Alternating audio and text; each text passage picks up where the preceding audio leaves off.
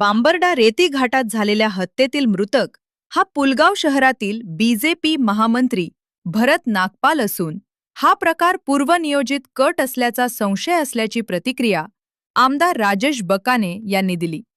नागपाल यांच्यासोबत 5 ते 6 जण त्या ठिकाणी गेले होते. पैशांच्या वादातून हा प्रकार घडला असावा. मात्र नेमकी पार्श्वभूमी अद्याप स्पष्ट नसल्याचे त्यांनी सांगितले. घाटावर गाडी उतरवल्यानंतर जेसीबी व पोकलँड लावून रस्ता अडवण्यात आला आणि त्यानंतर तलवारीनं हल्ला करण्यात आला. नागपाल यांच्यावर तलवारीनं वार करून त्यांना पाण्यात बुडवून मारण्यात आल्याचा अत्यंत निर्घृण प्रकार घडल्याचे बकाने यांनी सांगितले.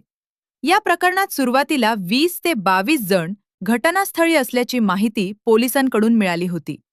मात्र 2 दिवसांनी ही संख्या 17 आणि नंतर 14 वर आली. त्यामुळे तपासात काहीतरी गडबड असल्याचा संशय निर्माण होत असल्याचे त्यांनी नमूद केले. सध्या महाराष्ट्र विधानसभेचे अधिवेशन सुरू असून या प्रकरणी पॉइंट ऑफ इन्फॉर्मेशनद्वारे सभागृहात मुद्दा उपस्थित केला.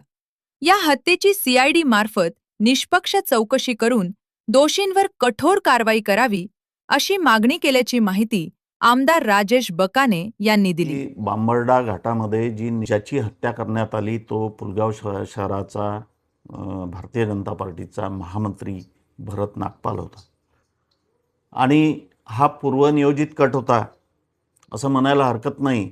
कारण त्या ठिकाणी याच्यासोबत जे 5-6 लोक गेले आणि स्वतः भरत नागपाल त्या ठिकाणी घाटावर गेला. काहीतरी पैशाविषयाचे त्यांचे वाद असेल, त्याच्याबद्दल मला माहिती नाही. पण त्या ठिकाणी गेल्यानंतर घाटामध्ये गाडी उतरवल्यानंतर त्या ठिकाणी जेसीपी आणि पोकलँड लावून रस्ता बंद करायचा आणि तलवारीने हल्ला करायचा आणि त्यानंतर भरत नागपालला तलवारीने हल्ला केल्यानंतर पाण्यात बुडून मारायचं, मेला की नाही म्हणून पाहायचं. हा अत्यंत वेदना देणारा निर्घृण खून त्या ठिकाणी त्यांनी केलेला आहे. सुरुवातीला मी चंद्रपूर SP सोबत ज्यावेळेस बोललो त्यावेळेस त्यांनी सांगितलं की साधारण 20 ते 22 लोक त्या ठिकाणी होते अशी प्राथमिक माहिती आहे. त्यानंतर 2 दिवसांनी संख्या कमी झाली, ती 17 वर आली. त्यानंतर पुन्हा संख्या कमी झाली, ती 14 वर आली.